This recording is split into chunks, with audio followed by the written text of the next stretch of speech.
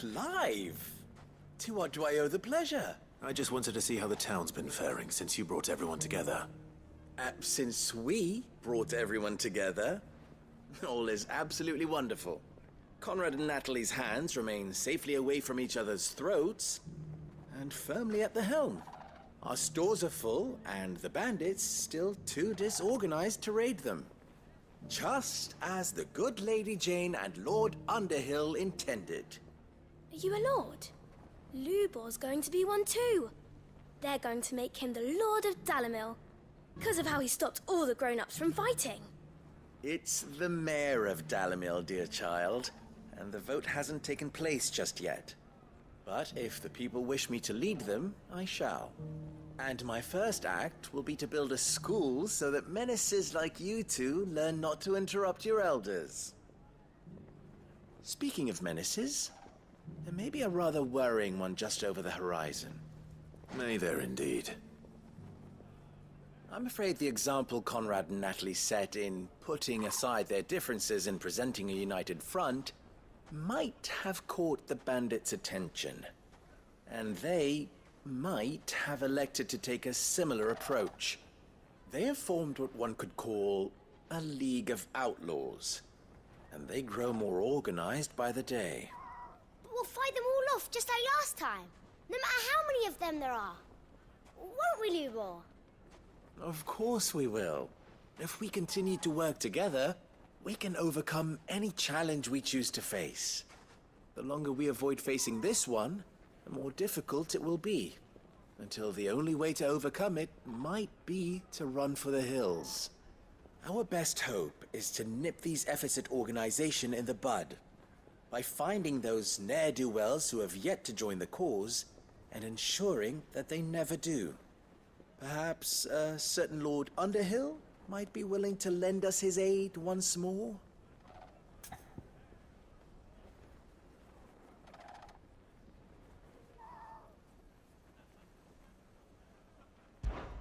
How could I refuse? Thank you, my lord. Victor will fill you in on the particulars. I have him stationed by the desert gate, receiving and collating reports from my scouts. Such an amenable soul. He reminds me of you. I'll go and speak with him.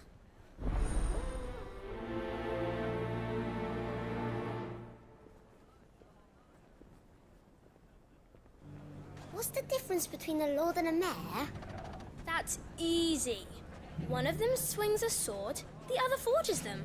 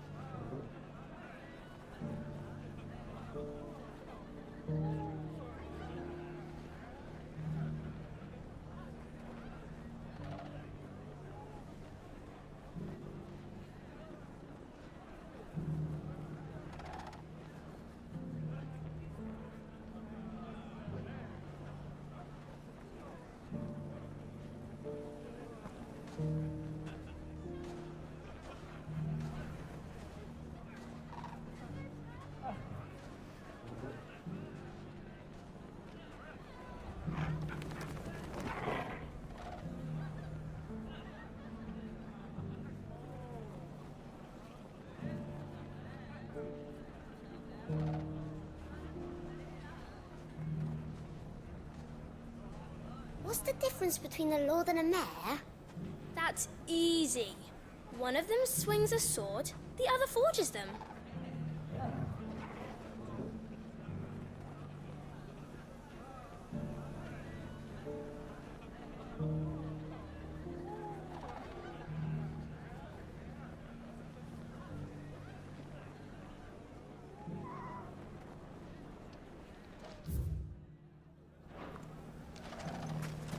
A League of Outlaws. Sounds like we have some competition.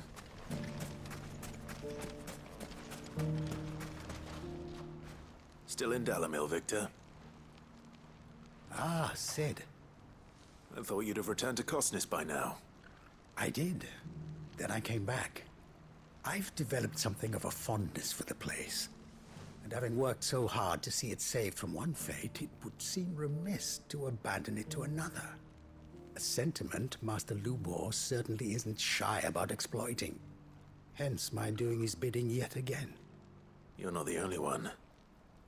What does he want you to do? He asked for my aid in putting down the bandits. And he said that you might be able to help me find them. Then you've come at just the right time. I was on my way to speak with Conrad about how to organize our forces. There are more camps in the vicinity than we can safely strike at once. But we must strike together, and we must strike soon, at as many camps as we can.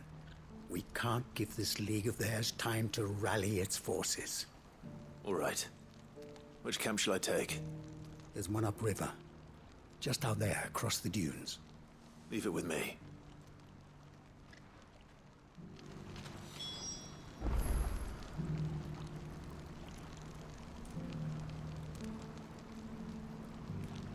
The camp is in the desert to the north of here. You know what to do.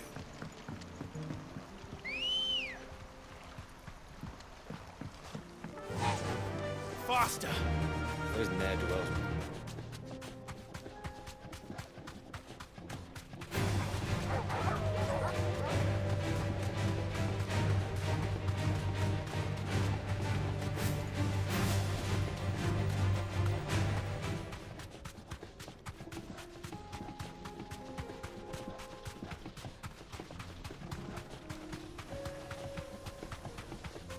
That must be the camp Victor mentioned. Come on then, Toggle. You deserve a rest. That's him! The one who killed Locke and Fingers! Take his head off!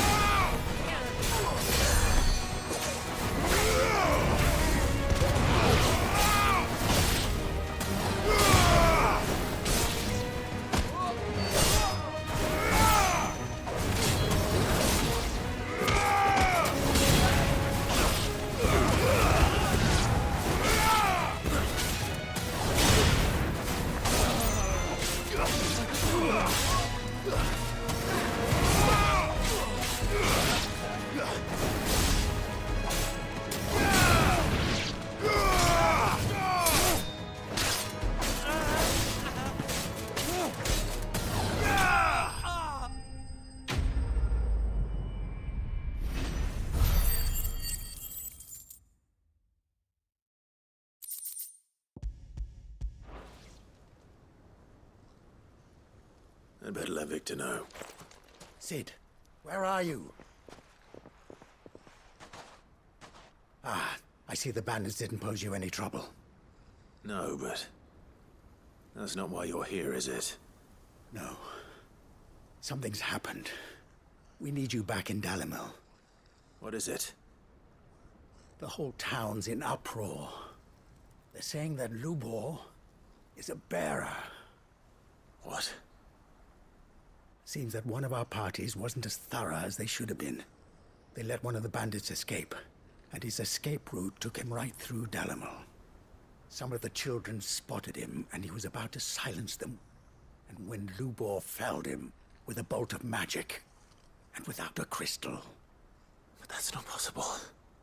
It is, if he's a bearer and has been hiding it all these years, which is what people are saying. If he has, well, I wouldn't blame him. No man is branded by choice. Still, all those people see is a man who's lied to them all his life. One who was made a leader of himself when the world believed he should have been a slave. Fuck. I don't know where we go from here, but I know one thing. Lubor needs all the friends he can get right now. You're right.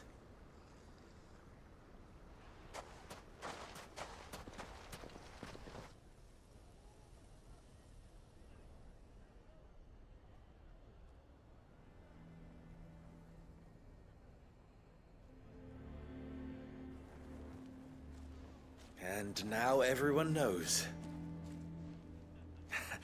I made it a habit to keep a crystal close at hand for just such an occasion. And when that occasion arose, I forgot to reach for it. Well, it was bound to come out sooner or later. We're sorry, Lubor. We tried to keep running. But we just couldn't anymore. There's nothing to be sorry for. I rather enjoyed playing the hero for once. All that matters to me is that you two are safe. Look at him talking to his betters like it's nothing. All lies, I'll wager. Just like the ones he fed us all these years. Once people make up their minds, it's hard to change them. We need to do something, and quickly. Convince the people not to let their prejudices blind them. Convince them that nothing has changed. That their enemy lies outside these walls, not within them. You're right. We should speak to everyone. I'm glad you agree. I'll handle the townsfolk. I'm a Dalmec born and bred. They listen to me. You head to the tavern. Make Conrad and Natalie remember who Lubor really is. They know that Lubor and I are friends. I might not make for the most impartial of interlocutors.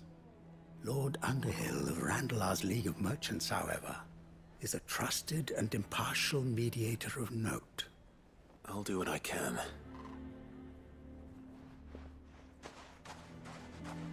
Lubor, stay here with the children. I can't promise anything, but we'll try. And that is all I can ask of you.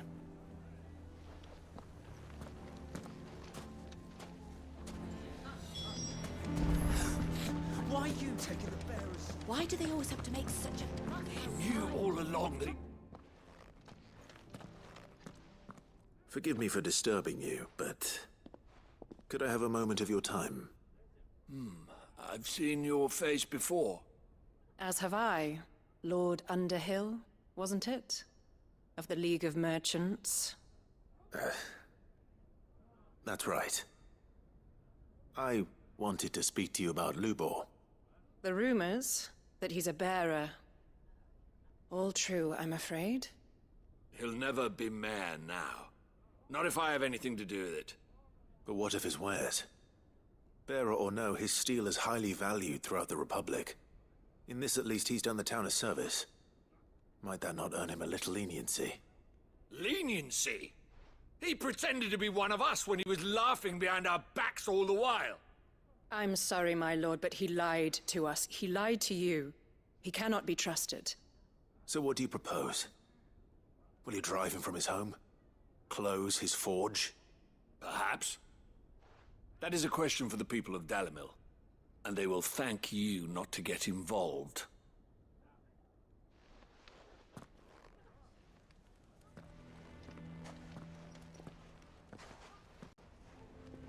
The townsfolk have made their minds up. There was nothing I could do. Nor I. Conrad and Natalie refuse to consider anything but their own wounded pride. You never know. Once their anger is cooled, they might see things differently. For now, we should report back to Lubor. All right.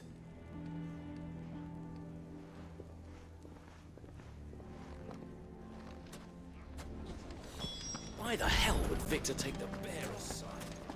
For a sharing. I assume the situation is hopeless? There's still hope. But...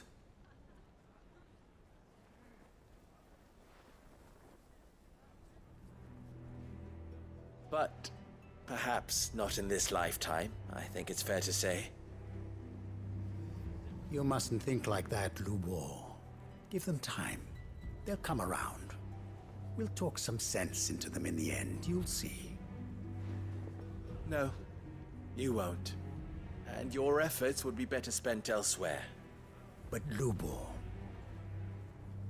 Rosina would often tell me that steel does not lie, that a blade is a reflection of the smith who forged it. To yourself be true, that was her point.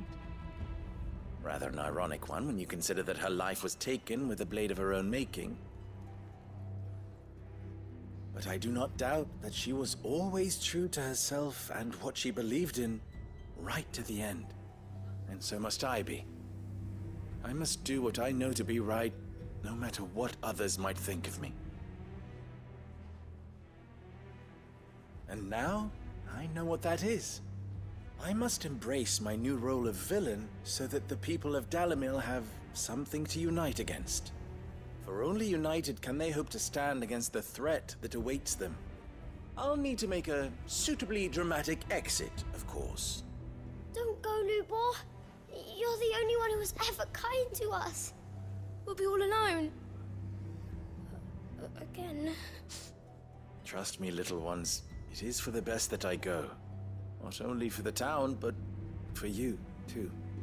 How could it possibly be for the best? These children need you. The least you can do is give the townspeople a chance to change their minds. They would not take it, Victor. It's over. Over, you say? And so just like that, you're going to throw this town and these children to the wolves? I thought you were better than this. But it seems you had me fooled as well. Victor... Forget it. Do what you will. You sure you're making the right choice, Lubor? Of those available to me, I believe it's the best one. Yes. Ah, but where are my manners? Here. A reward for clearing out that bandit camp. Right then. I have packing to do. If there's anything I can do... anything. I'll bear it in mind. Thank you.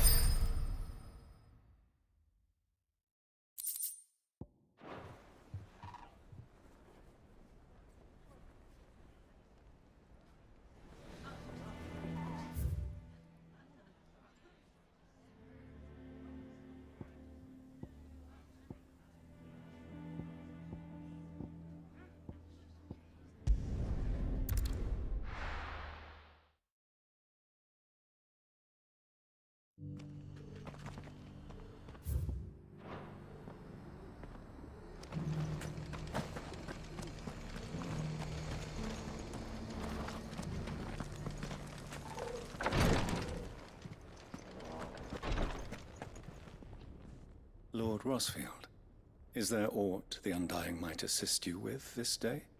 Perhaps. My brother said that your order was helping him with his quest to uncover Ultima's origins. Have you learned anything of note since last we spoke? Little unless, I regret to report. I see. Be assured, however, that we will not rest until the truth is known. Even now, our archaeologians scour ruins in every corner of the realm for traces of Ultima's touch. Fallen ruins, I take it. Dating back as far as Phoenix Gate. Indeed. Ultima's thralls are oft sighted among the remnants of the fallen civilization, as if protecting the secrets concealed within. Secrets we'd see unearthed. Should our methods be of interest, my lord, mayhap it would please you to observe some of our number at work. Would that be possible? Of course. A survey is being conducted not far from here. Perchance you are familiar with Kretov, a small hamlet built around a fallen airship. I was due to visit my colleagues there to collect their preliminary findings, but if you would consent to do so in my stead, I'm sure that they would be honored to relate any discoveries they have made to you directly. All right. I'll go and meet with them. They will be most gratified, I am sure. Might I suggest you take the road through Titan's Wake? It will lead you straight to the village after but a short walk. Thank you. I will. I wish you a safe journey, my lord. May the Firebird's flames burn ever in your heart.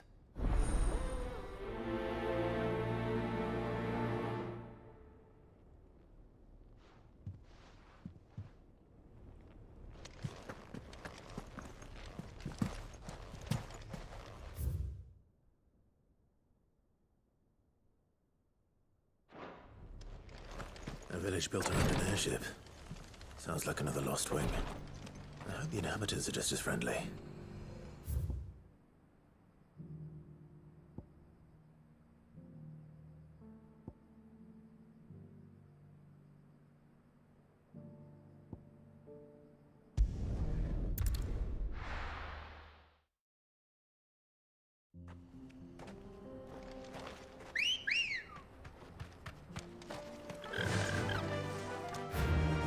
Fly, Ambrosia.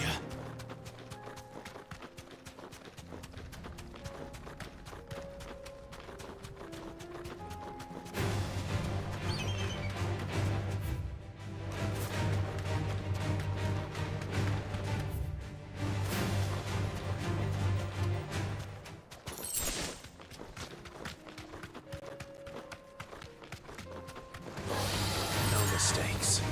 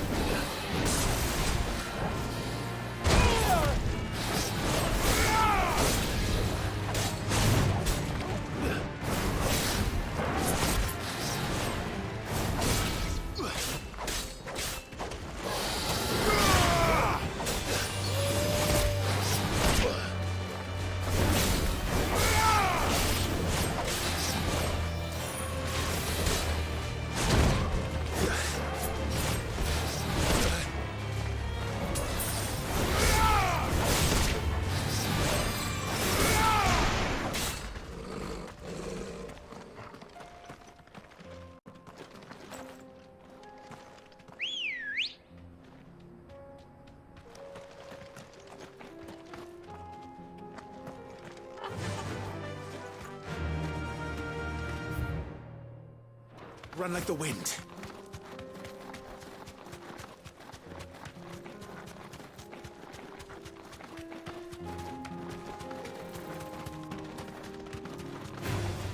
This might take a while.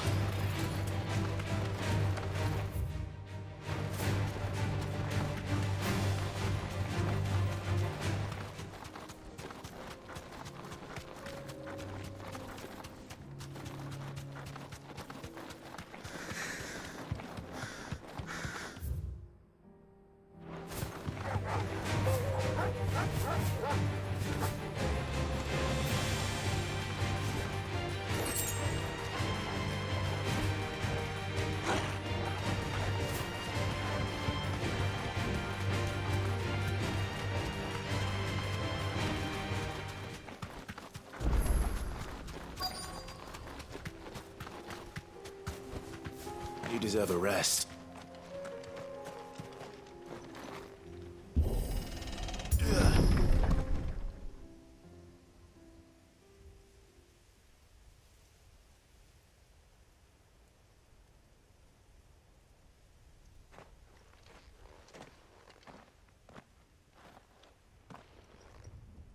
Oh no.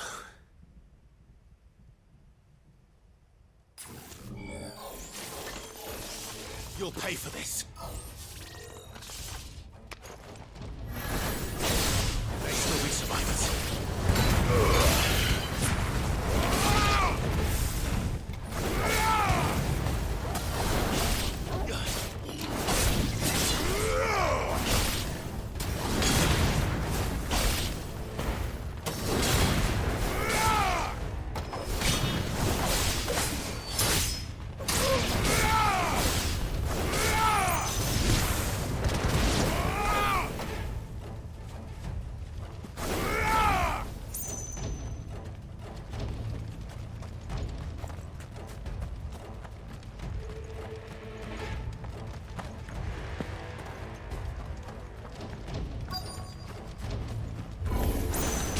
Whatever that thing is, I'd say it's their leader.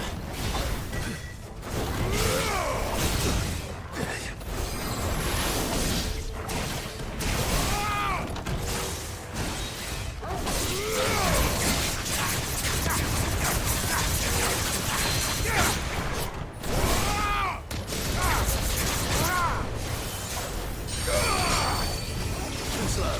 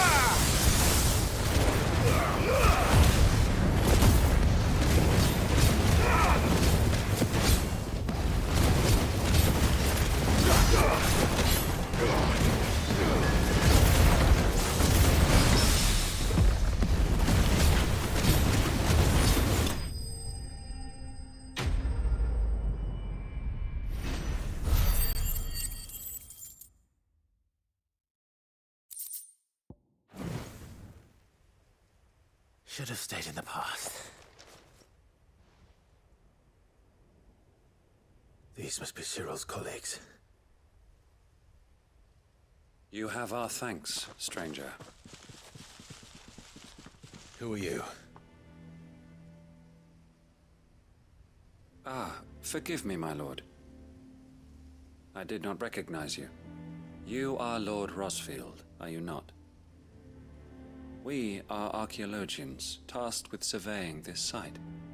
When the echoes appeared, our brothers here occupied their attentions. Thanks to them, and to you, we were, for a mercy, able to see our duty to its conclusion. You call that a mercy? Your brothers might still be alive if you put their safety before your duty. Surely this survey wasn't worth dying for. We are charged with uncovering Ultima's origins. A duty of the highest import, as I'm sure you will agree. And you think your dead brothers would agree with you too? I know they would. They gave their lives for the cause, an honor to which all Undying aspire. Now, to what do we owe the honor of your presence, Lord Marquis? Cyril told me of your work here, and I agreed to collect your findings in his stead. I see. That is most kind.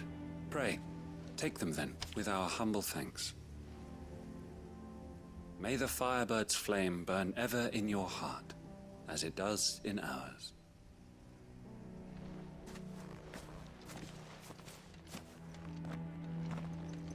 It's one thing to lay down your life for another, but for a survey... I suppose I'd better get this back to Cyril.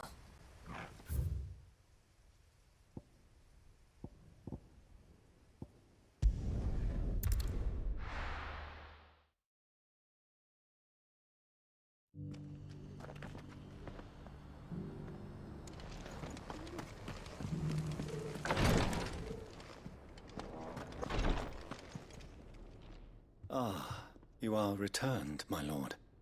I collected your colleagues' preliminary findings. Here, take them.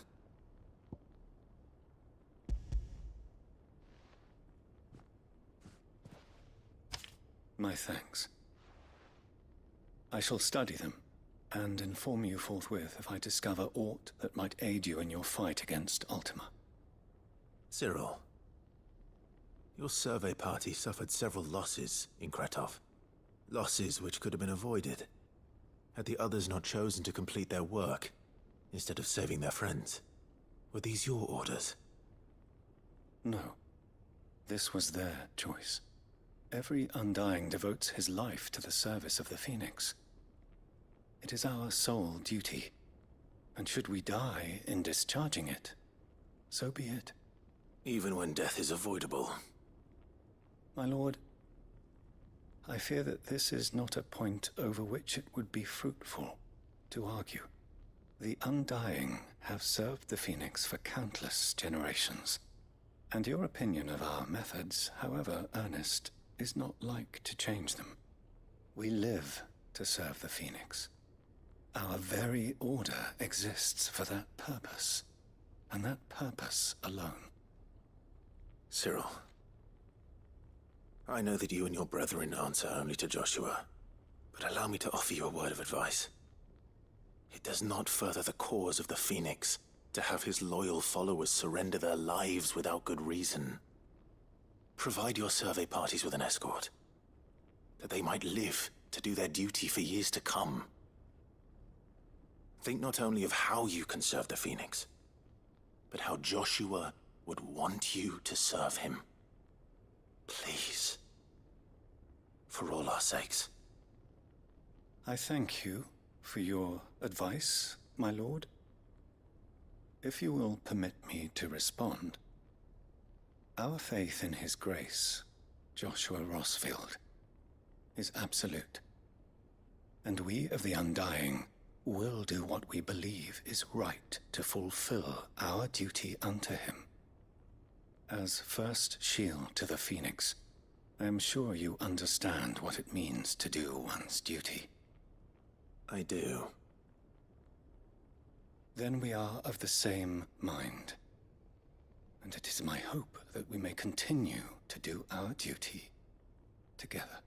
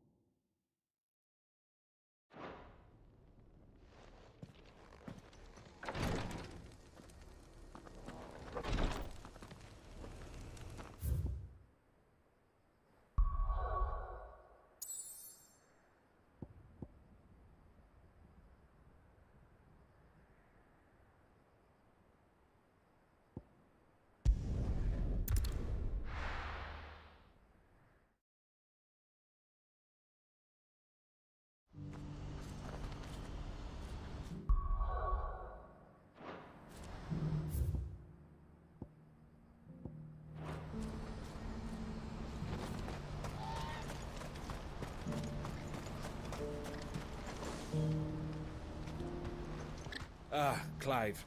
You'll be pleased to know that the negotiations are progressing well. That is good news. Yes. Our comrade in Randala has just sent word that the contract should be signed very soon. But I still have much and more to prepare. It's a huge undertaking moving this many bearers at once. You couldn't do me a quick favor, could you? What is it this time? More wild beasts? Nothing like that. I just need you to go over to the caravans and ask El how long we have until the bearers arrive. Find out exactly how much faster I need to get all these supplies moved. All right. I'll go and ask. Thanks, Clive. I owe you one.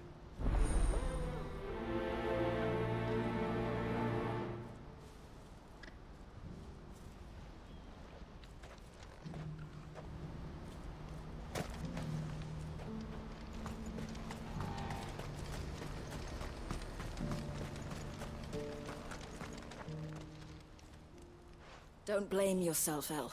This is their fault, not yours. I know, but... No buts about it, all right?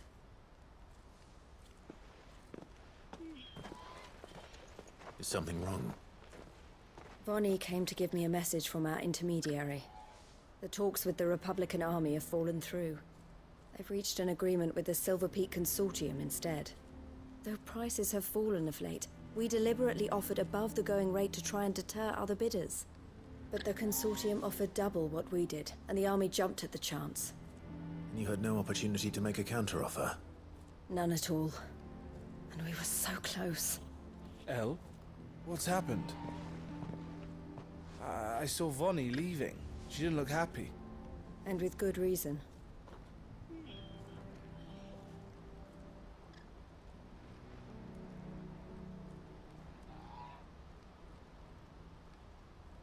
But I thought we were the only ones the Fist were speaking to about the bearers.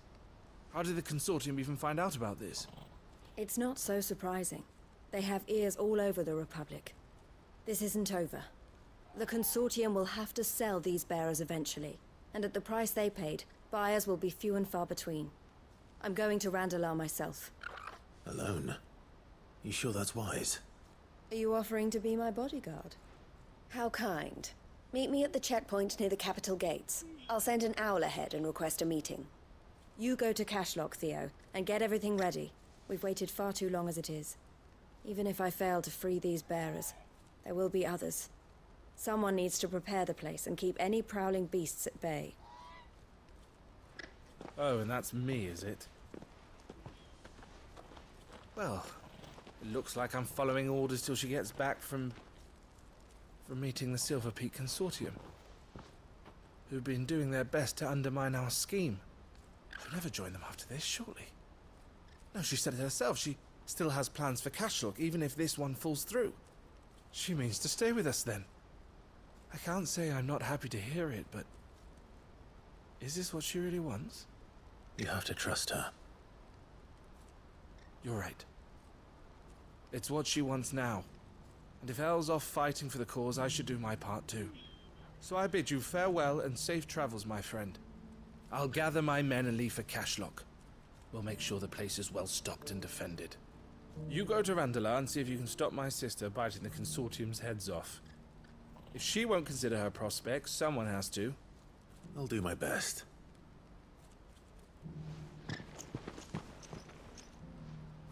All right. To Randalar, then. And better not keep Eloise waiting.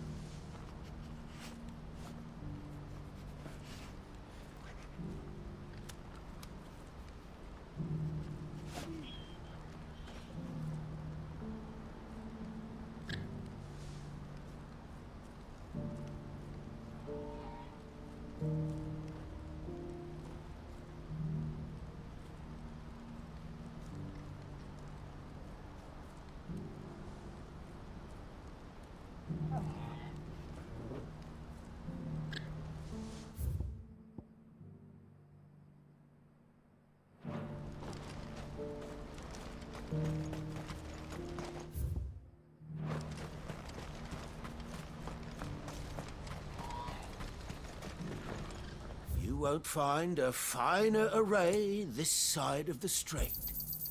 Many thanks. A fine choice. May Gilbert smile upon you. What's happened? The guards at the gate.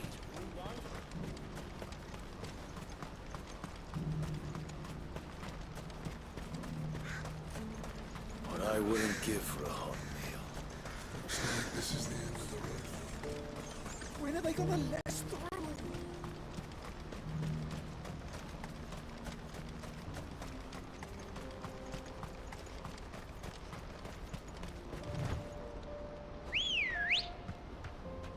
Come on. Fly, Ambrosia.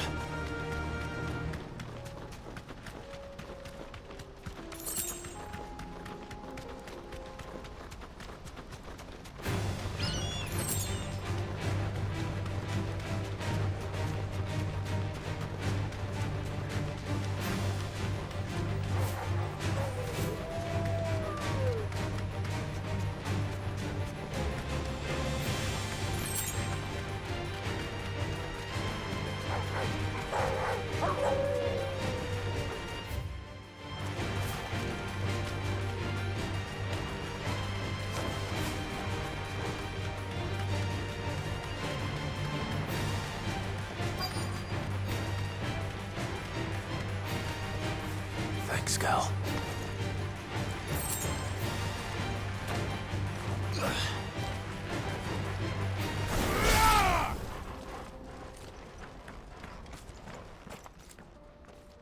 I hope I didn't keep you waiting. Did you arrange to speak with the consortium? Here they are now. You wish to consult with me? I did. It's about the bearers you recently purchased from the Fist. We had all but finished making arrangements to buy them ourselves, and then you stepped into the fray.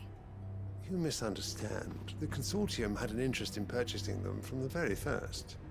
It was only our regard for you that kept us from bidding. But your hesitancy in accepting our offer to you suggested that the regard was not mutual. And so we resumed our business. I did not hesitate. I am simply not inclined to make such decisions without first giving them due consideration. But what is done is done. Come then. How much do you want for them? Alas, you are too late yet again. We rarely take on such unconventional merchandise without a purchaser in mind. The bearers belong to him now. Who is your buyer? A trader from across the water. A most demanding fellow, if it's any consolation. He insisted the bearers be fed, dressed, even given their own bunks for the voyage over. That's what you get when you deal with continental types. I wouldn't know. Oh yes, the culture on the continent is quite different to ours. They pay good money for bearers not fit for the knacker's yard, and treat them like kings. But as long as they pay... That does sound unusual. No matter then. If they've already left our shores, there's little that can be done. Allow me to withdraw my interest. And with it, my interest in joining your organization. My associates will be sorry to hear that.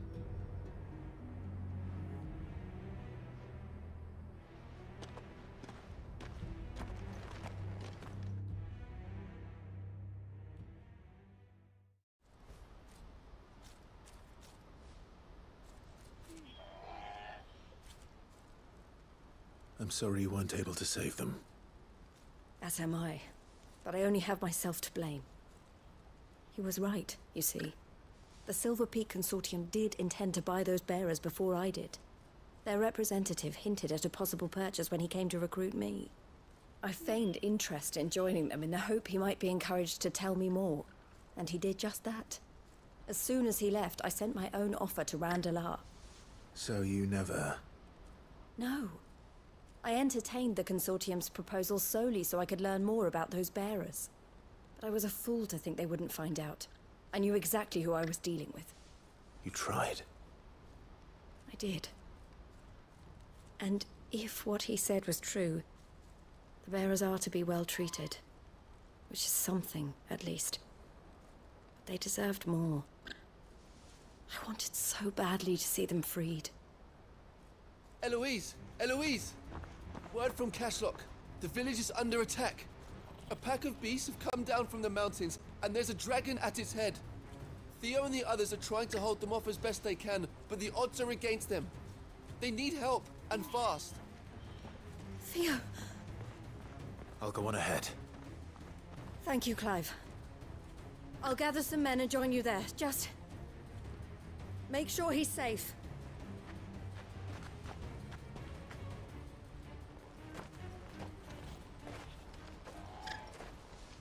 Hold on, Theo. I'm coming.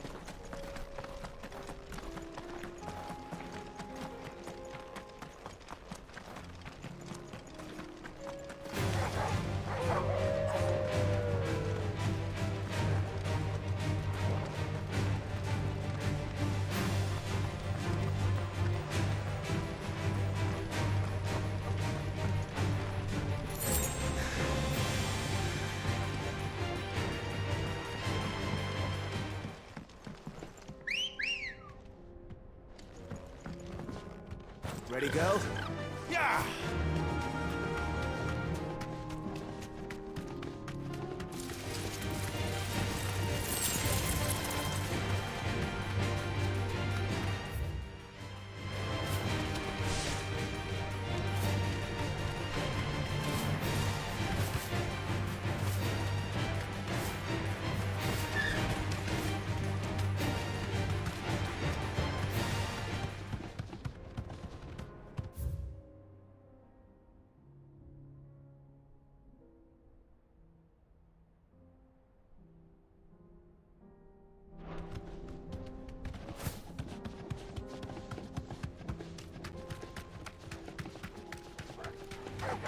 All right.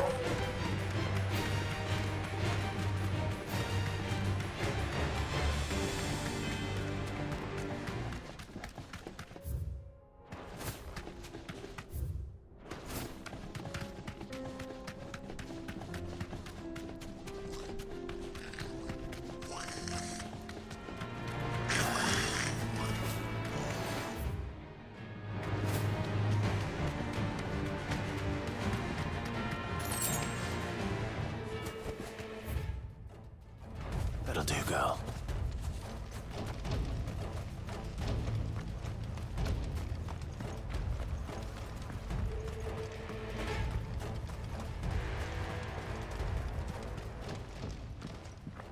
Where's Theodore? Upriver! He led the dragon that way to keep it from the village, but the whole area's flooded with ether.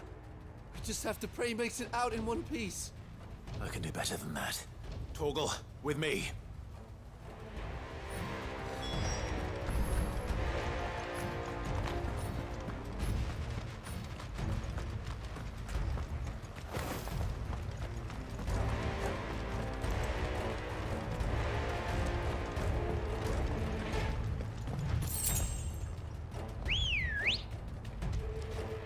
Come on. Fly, Ambrosia.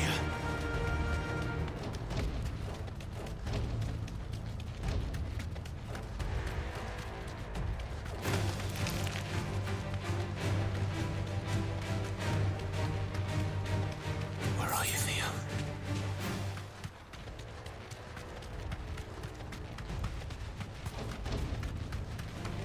Time to fight.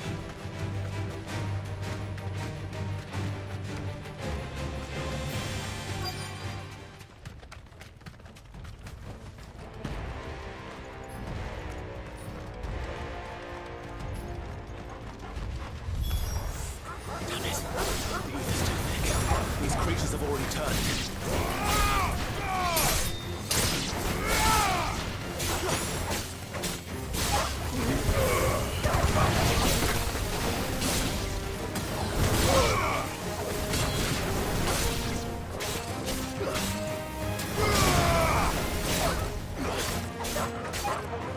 It's over.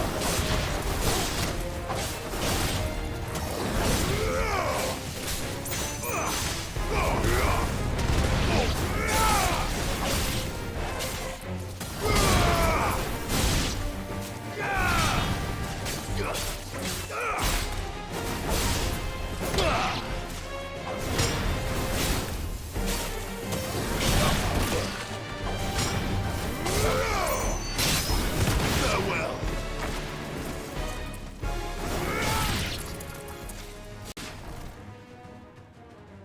I can't waste any more time. I need to find Theodore before that dragon does.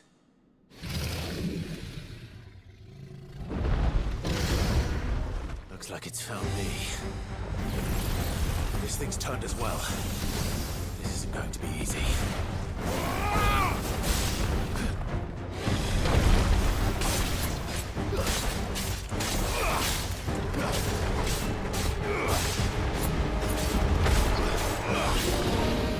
Too slow.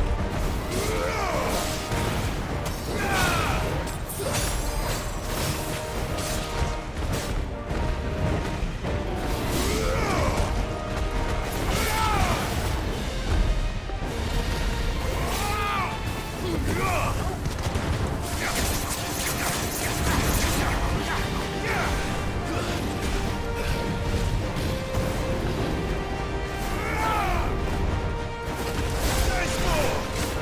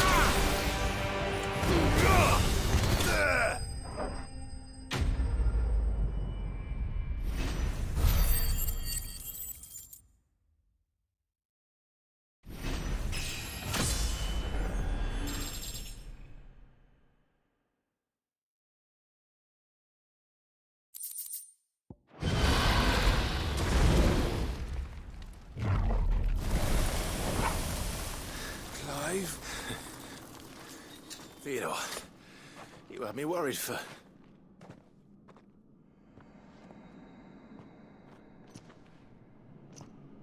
We have to get you out of here.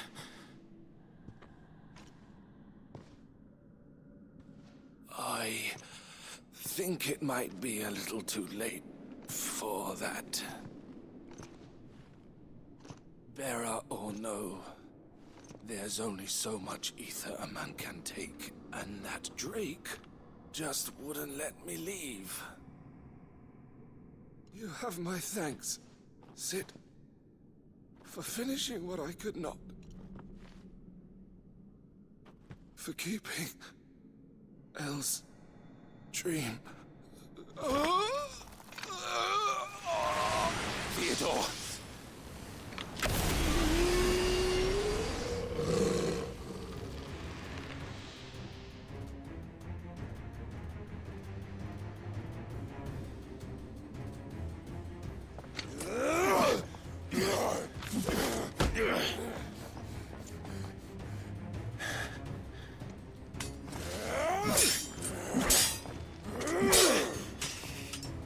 Don't make me do this. Stop it, Theo! Stop! Stay back, Eloise! He's turned. And so will you!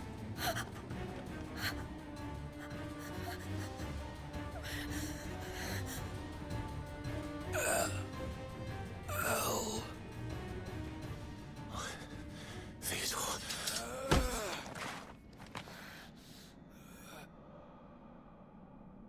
Take care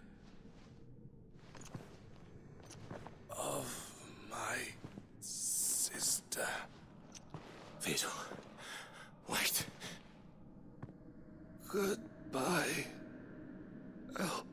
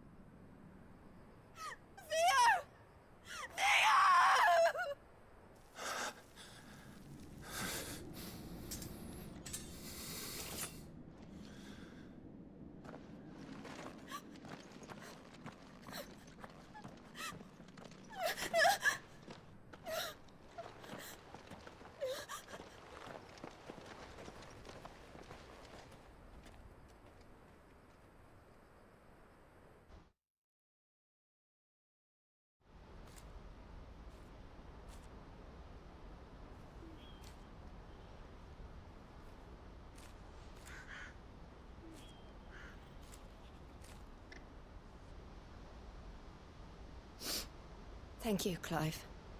I think I'll be all right now. That was true bravery he showed. Leading the dragon away from the village like that. His first instinct was always to protect people. To put others' well-being before his own. And now he's gone. Because I sent him to that place, against his will. It wasn't against his will. He was ready to do whatever it took to show you he could stand on his own. So that you would finally be free to live your own life. To live my own life. He never could come to terms with the choice I made. What exactly happened? You once told me Theo was the first bearer you ever helped.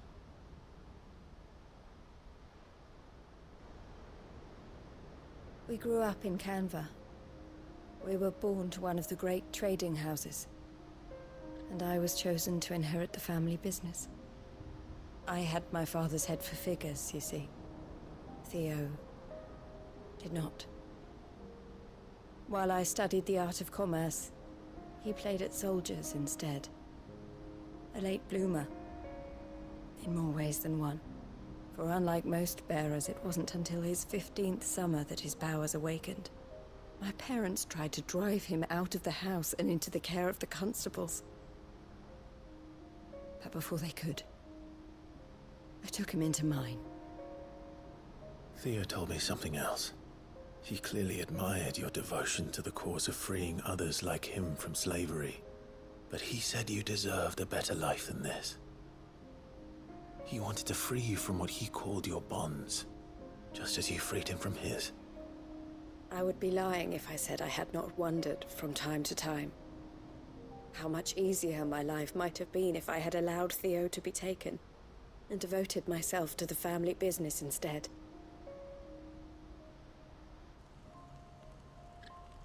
But I have never regretted the decision I made. Being with my brother meant more to me than tradition or reputation. I only had to look at him to remind myself of that night and the choice I made and the fact that I would make the same choice again in a heartbeat.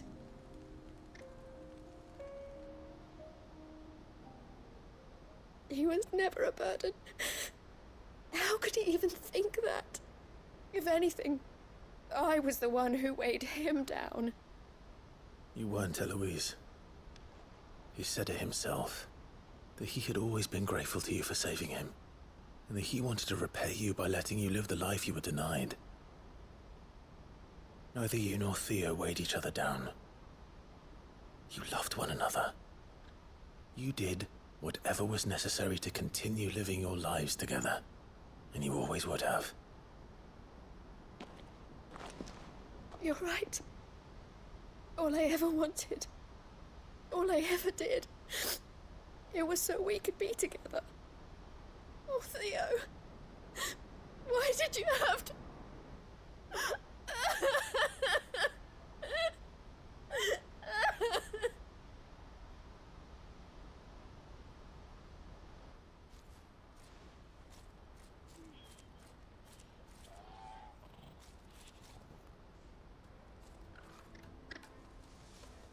I know Theo wanted me to move on, but I'm staying here at the Crimson Caravans to continue our work. We can make a difference here. We can help people, save them. I need nothing more from life than that. So I'll carry on doing what we do, ensuring that goods, people, bearers get where they need to be, bringing smiles to people's faces just like we always have, and to Theo's, wherever he is. This is the life I have chosen. The life I will always choose. I've made a choice of my own, to continue helping you however I can, whenever you need it. Thank you, Clive. Let's go on together then. For Theodore.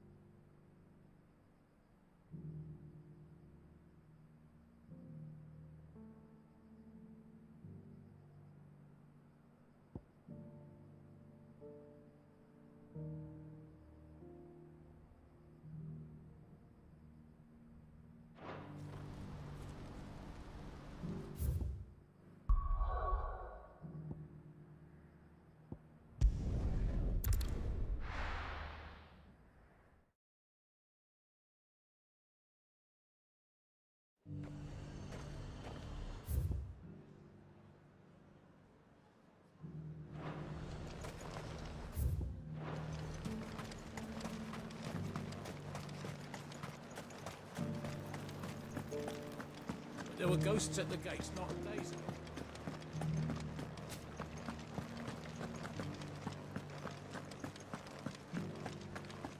Those things I said before.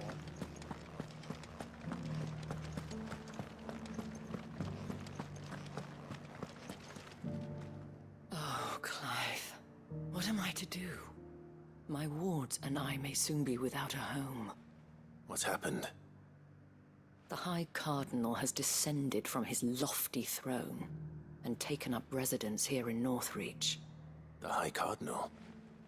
Leader of the Council of Elders, second only to his Radiance at the head of the Imperial government. Not that any of those things still exist. Now he goes by his noble title, the Duke of Oriflamme. And what does he want with Northreach? He wants to transform it into a military stronghold, a foundation upon which to build a new Sambrec. He's already secured the support of the various army remnants, with promises that they shall be afforded the respect they deserve in his empire. One built on the confiscated property of the people. He would rob the populace to pay for it. Believe me, I have used every means of persuasion to discourage him from this folly. But for whatever reason, he will not listen to me. What does Captain Philippe make of this? When the town was under attack, it was him the soldiers rallied around. Couldn't he use that influence again? How? By speaking out against one of the most powerful men in Sambrec. A man whose stated aim is to revive the empire Philippe's comrades swore to serve, and to improve the soldiers' lot within it. The captain can offer them a regular supply of gruel, and an occasional trip to the Vale to help them forget the terrors they face each day. The Duke offers them a vision of strength and safety. No. Any attempt to incite mutiny would cost Philippe the support of his men, if it did not cost him his life. But given the mood around town, mutiny may yet be unavoidable. The people have little appetite for further deprivation, least of all when it serves only to elevate others. And who could blame them? Clive, would you appeal to the Duke on my behalf? For your services to Northreach, you have the respect of the soldiers, and they will take you to His Eminence if you ask them.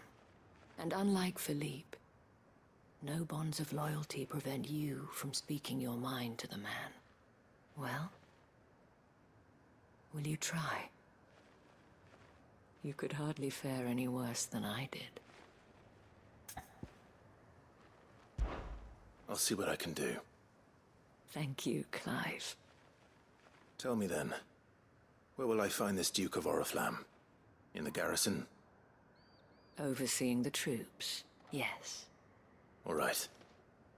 Wish me luck.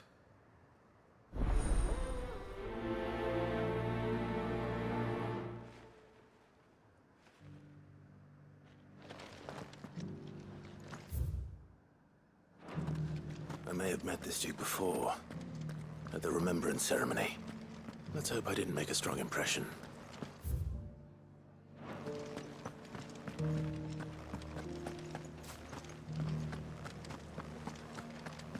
You needn't fret. The creatures have been dealt with.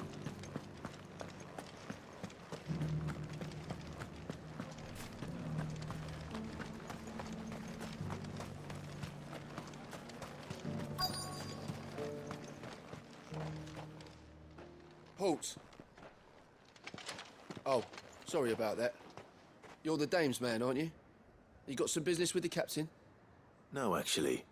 With the Duke. I was hoping I might be able to speak with him.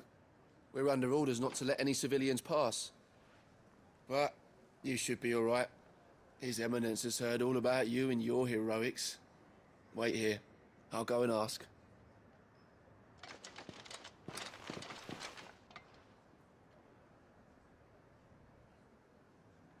So, you are the sellsword who lent his aid to the garrison. The Empire owes you a debt, and I shall see it repaid. But tell me, is it wealth that you seek, or favor? Neither, Your Eminence. I thought only to inquire about your plan to turn Northreach into a stronghold. Ah, I see. You are worried the expanded garrison will render your services redundant. Yet you needn't be. A proud fighting man like yourself shall always have a place here.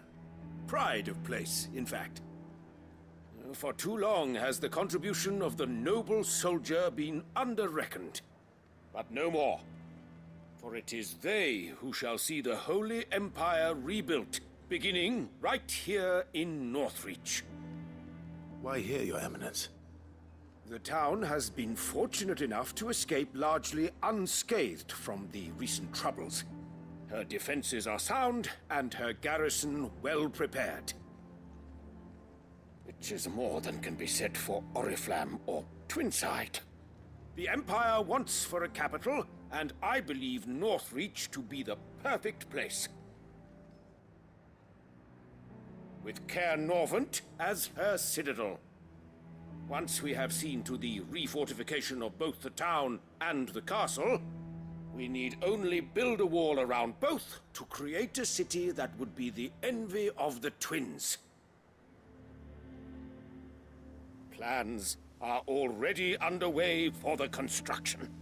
Soon enough, these thralls shall learn that they are no match for the might of Sanbreque. I fear you underestimate how dangerous these creatures are, Your Eminence. Should they return in force, you will need all the people of Northreach to come together in defense of the town. Something they may be loath to do if they've been deprived of their worldly goods. The people will do as their leaders command. If Sanbreque is to be rebuilt, she will require a functioning government. One whose authority is beyond question. That is why this levy is necessary. So that any man who wishes to join the army might do so and be fed, outfitted, and paid as befits a defender of the Empire. And yet there are those who persist in peddling the treasonous lie that I seek to steal from the people and drive them from their homes. I suspect they're afraid of losing what little they have left. Precisely. The common folk have little and less, and you mean to deprive them of even that. You would sow the seeds of your new empire in your own salted earth. Sabine, we have discussed this. Yes, and I told you then how putting the empire before her citizens would lead only to revolt. Without an empire, there are no citizens. And in yours, there will be only beggars. Is that what Griga wills for her people? Do not take her name in vain, Sabine. I'll come back later. A citizens' revolt. I wonder what the people really think of the Duke's plan. It wouldn't hurt to ask them, I suppose. Let's begin with those on the other side of the wall. Sabine.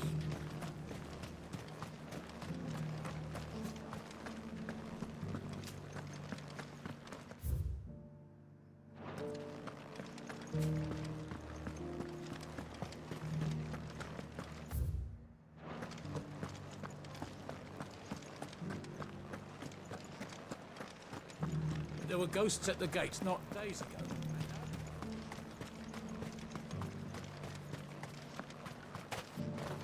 I heard the dame got an icon to rid the meadows of.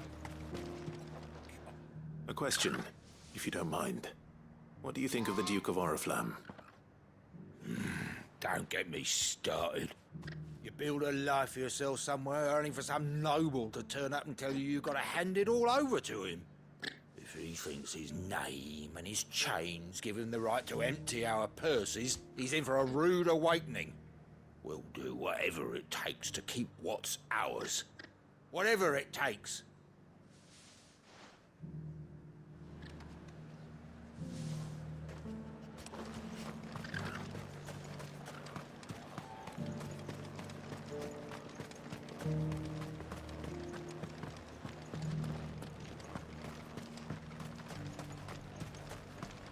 Why, your stall is as ripe.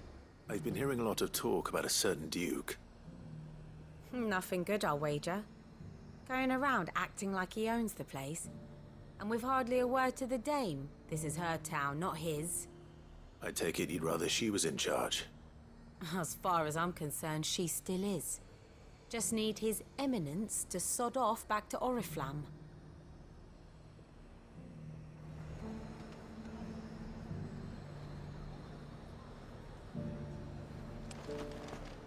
Do you see anything you like?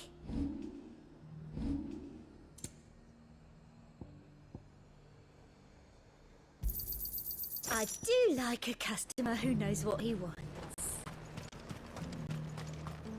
I got peppers to numb your tongue up. All right there. What is it you're after, sir? Just your opinion, actually.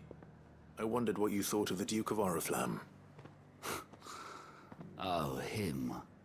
Not much. None of us traders do. It's thanks to nobles like him that we had to set up shop this side of the wall in the first place. Couldn't have the rabble getting any closer to the holy capital, could they? And now he's trying to drive us out completely, threatening to take everything we got from us if we don't clear off.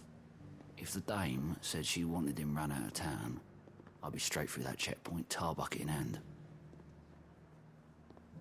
Well, the people seem united enough. What about the soldiers?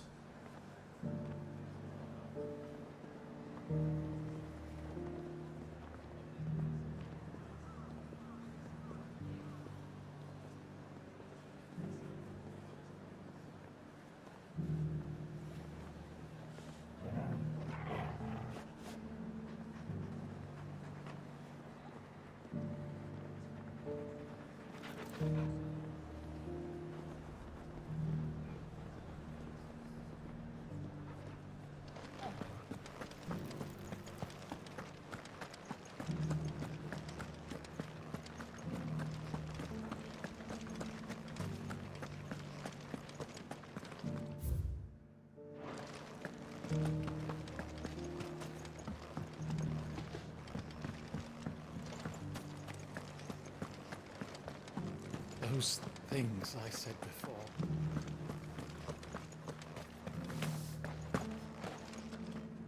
Excuse me, do you have a moment? I wondered if you'd mind sharing your thoughts on the Duke of Oriflamme.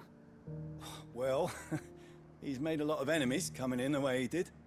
I mean, look around us. You can see the state the realm's in.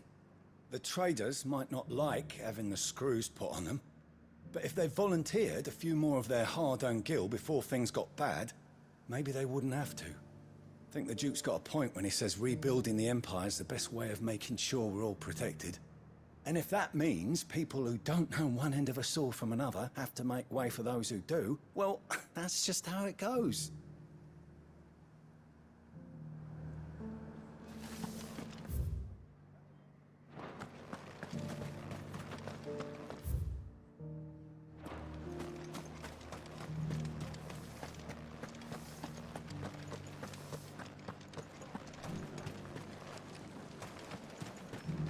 As long as you remain, the veil will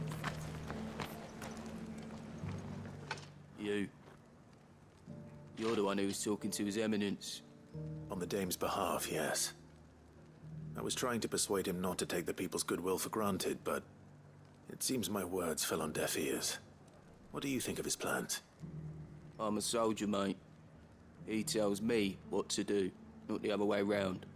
Listen, I've got nothing but respect for the dame, but I've got a family to look after. That's where my loyalties lie, not with the town or the Empire, but with my wife and children. If the Duke can get us cement and the equipment we need to fight off those blue-skinned bastards, I don't care how he does it.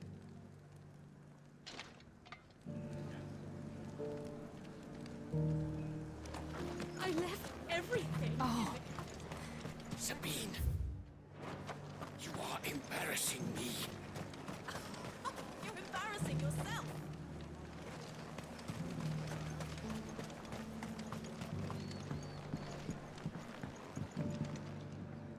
I hear the Duke of Oriflamme plans to turn this town into some sort of fortress. Do you think that's a good idea? It's not for me to say. All I know is that unless the Emperor orders me otherwise, His Eminence's word is law. Look, no one likes all these taxes and tariffs, but empires don't come for free. Once Sanbreque is back on her feet, we'll all reap the benefits. Let's see what Philippe makes of all this.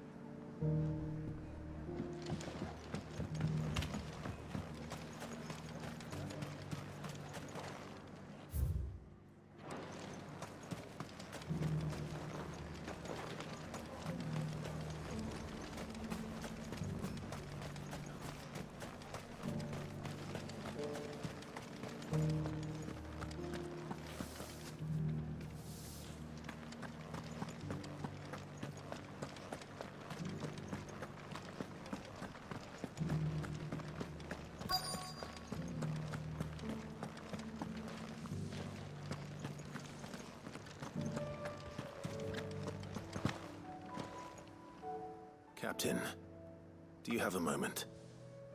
For you? Certainly. Clive, wasn't it? Thank you for last time. How can I help you? I wanted to ask you about the Duke of Oriflamme. Do you intend to go along with his plan? But to tell you the truth, I'm in two minds. It's my sworn duty as a captain of the Imperial Army to obey his orders. But I can't say I agree with him. Philippe, I remember you saying that you became a soldier to protect the people you loved. The Dame included. That's right, I did. Well, she doesn't agree with the Duke's orders either. She thinks they could tear Northreach apart.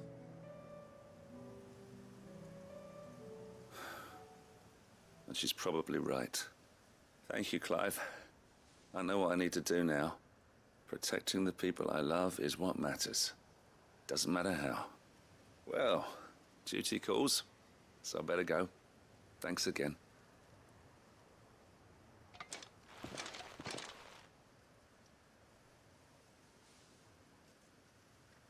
It seems Philippe wants to do the right thing at least. I expect Isabel will be pleased to hear that, if nothing else.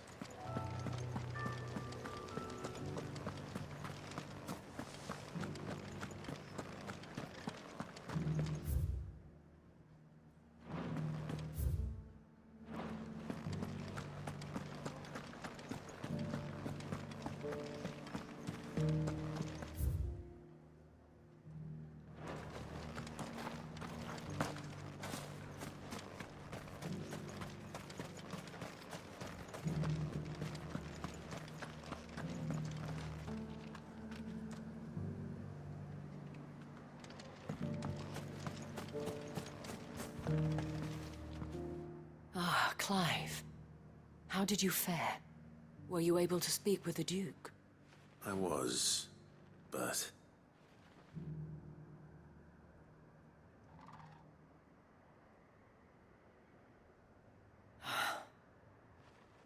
So Northreach is to be a fortress after all.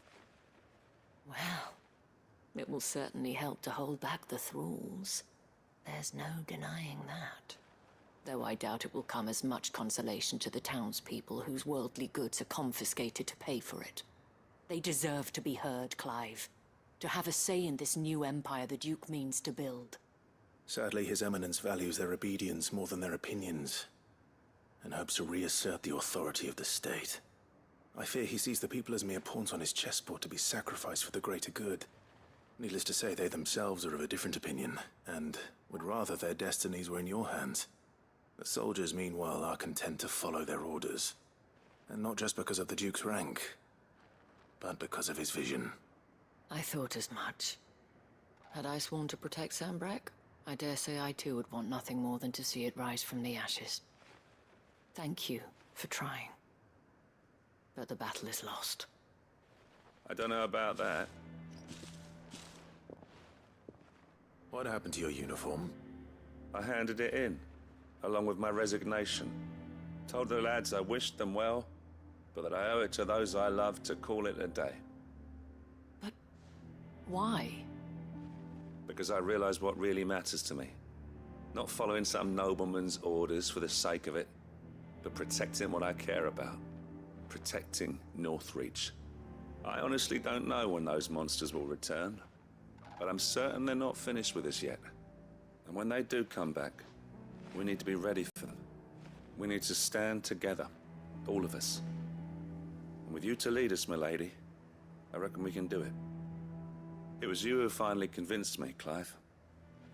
There's no point following orders if they go against everything you believe. Indeed. All of us, standing together. That has always been Northreach's best hope, and one which still lies within our grasp. We have only to turn our attentions to the true enemy. Thank you, Philippe, for showing me what I must do. Anything for you, milady. Speaking of standing together, would you mind if I borrowed a few of the lads from the Vale to help keep watch around the town? I fear His Eminence has loftier tasks in mind for the guard. Not at all. Be my guest. Wouldn't be the first time.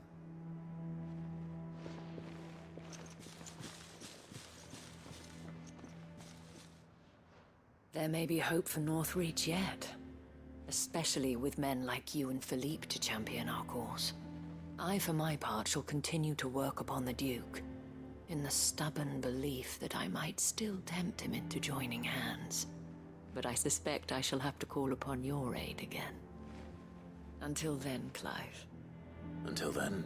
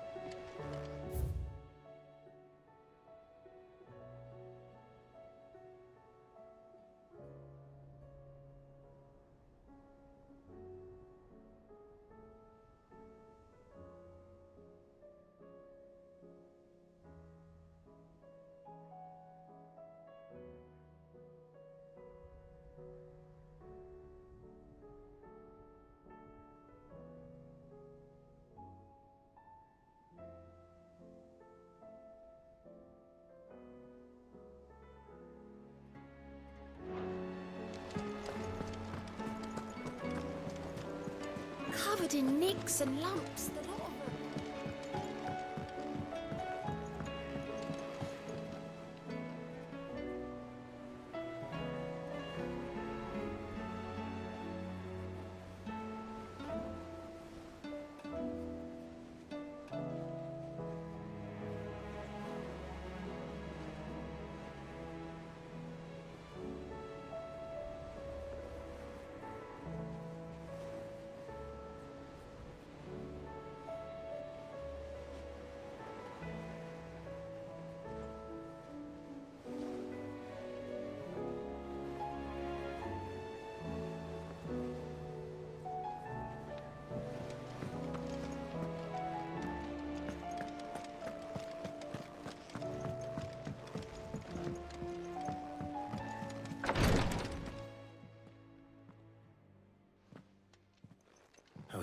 Joshua?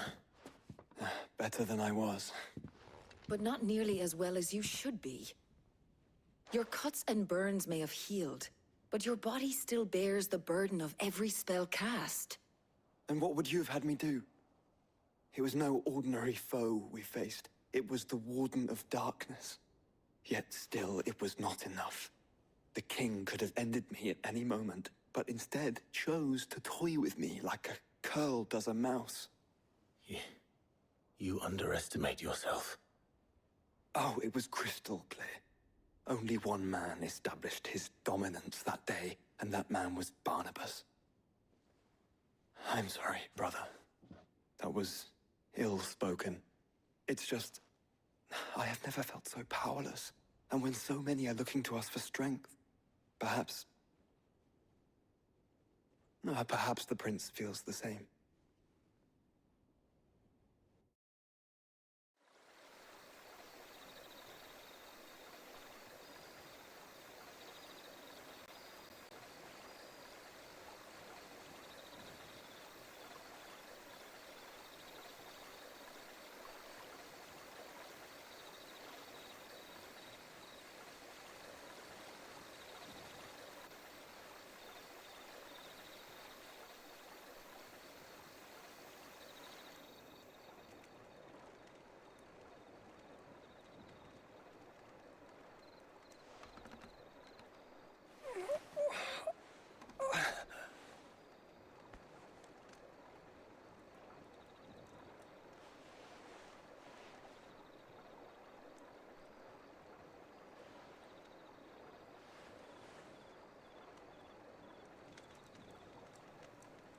What is this place?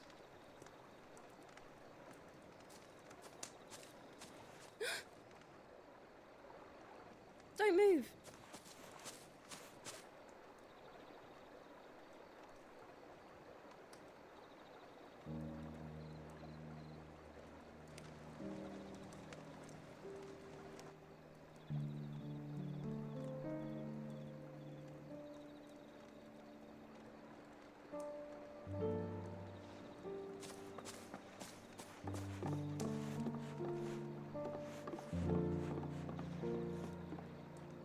Here, it's fresh from the well.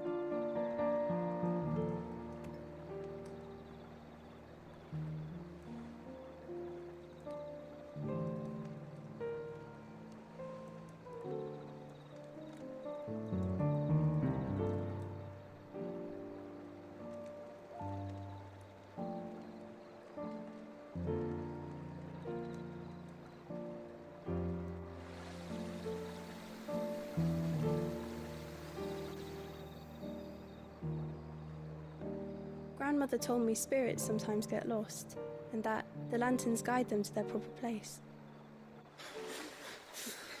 I set one on the river for her when she passed away.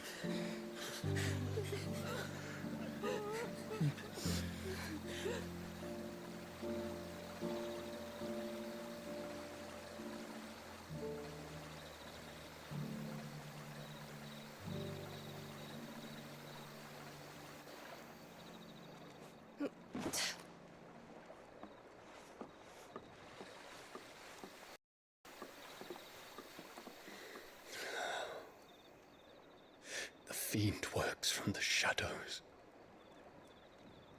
Was it you who guided my hand then, Ultima? No, not you. This is my doing, my fault, my sin to bear. And for it, I must atone. Your hurts are healing nicely. It was my poultices that saw you well. You make them? And sell them, or try to. Earns me enough for bread, most days. Forgive me. I have nothing to... I know, but I couldn't just leave you lying there.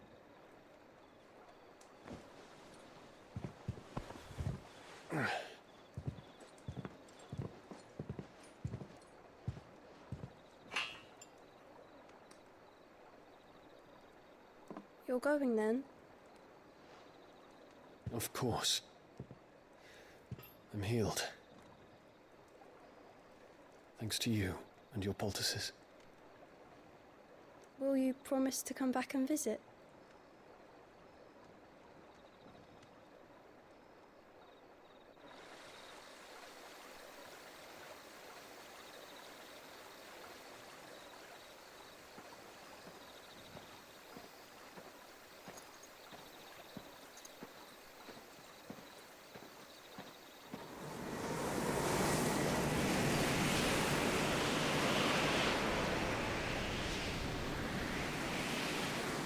Well, Phoenix, it would seem that I owe you my wings.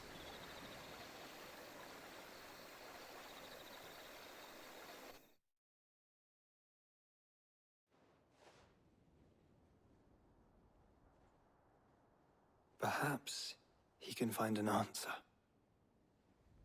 You will be returning to Waloed soon, I gather. I see no reason to wait. Then neither do I. I can think of a few, but I doubt they'll stop you. You will take your medicine. Of course, Lady Daya. Set on leaving already, are you? How long will it take us to get back to Ash? Dunno, about the same amount of time it took us to get here. Maybe less, if your uncle can find someone trustworthy to patch up the Enterprise. All depends on where we're putting into port, mind. Yes. It's not as if we can put ashore wherever we choose. We have to assume that the whole of Ash is hostile, and that we'll be attacked on sight. Then we must find a place they won't think to look. And I have an idea who might know of one. The Professor! I'll go and tell you come in. While you're plotting our course, I'll be in the shelves with your lawsman. I wish to pick his brains about Ultima. Then I'll talk to Karen about supplies for the journey. They may not be easy to come by in Ash.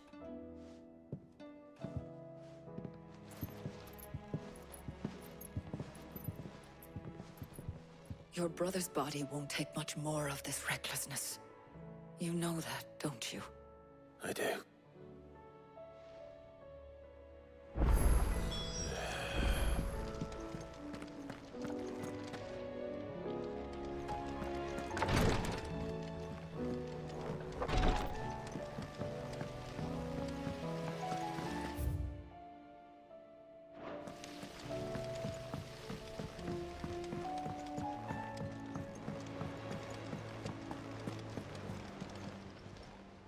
How may I help you today, Clive? You earned this.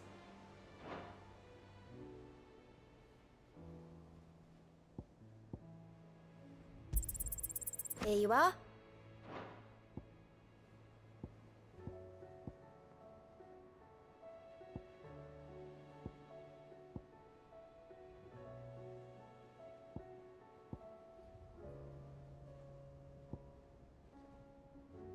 Best of luck out there, Sid. How are you doing? Quick look. Seen enough?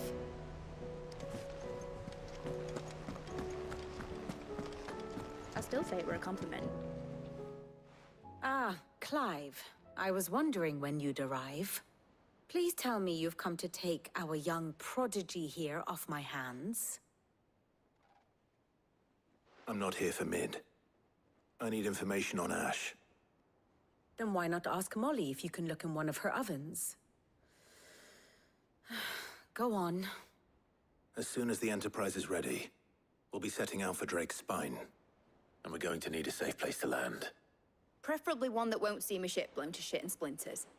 If it were that easy, do you think Waloed would have resisted invasion for so long?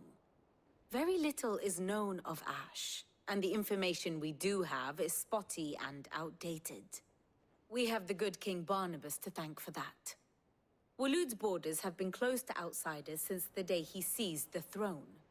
If there is anywhere safe to land, you won't find it on my map. That's what we will find.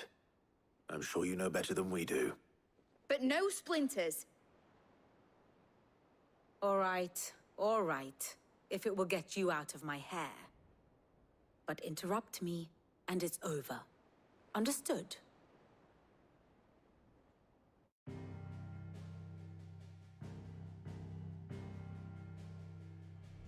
Barnabas Tham, the one they call the Last King. Understand him, and you will understand the kingdom of Waloed. Barnabas was only a boy when he arrived from beyond the southern seas, and barely a man before he united the ragged tribes of Ash. And having unleashed them upon the formidable Veldamark, he set his throne upon the ancient kingdom's ruins. The victory sent shockwaves around Valisthea, tales of Odin's might spreading through every court, parlor, and drinking hole in the realm. Note that this was in the year 843, and that the king still sits upon his throne some 40 years later, quite untouched by time. Waloed's recent inaction left many wondering if Odin had lost his appetite for war. And yet here we are. The Einherjar was committed to the fray, a bold declaration of intent.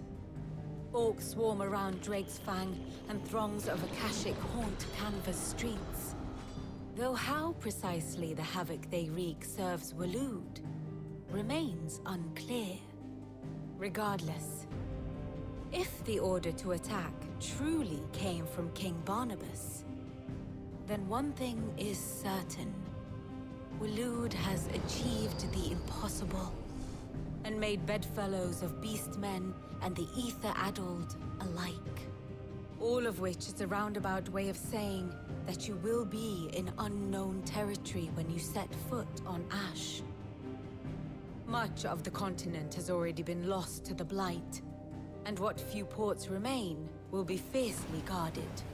And that is to say naught of its natural defenses. Offshore currents will cast an ill-equipped ship out to sea one moment, and dash it against the rocks the next. But then the Enterprise is anything but ill-equipped. And Mid has made land there before.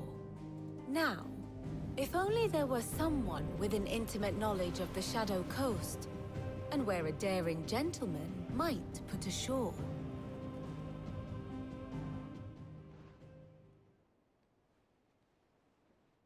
You see, Clive, you had the answer all along. Do you think you can get us back to that beach, Mid? Picked you up from it, didn't I? Not that it were easy. The currents were a right bastard. But then, if it wasn't hard, it wouldn't be worth doing, would it? Well said. Thank you, Lady Vivian.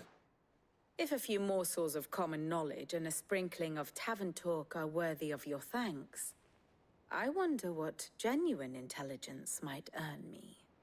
Probably more visits. Mid, I need everyone in the ale hall now. I'll fetch Joshua from the shelves. Aye, aye, Captain.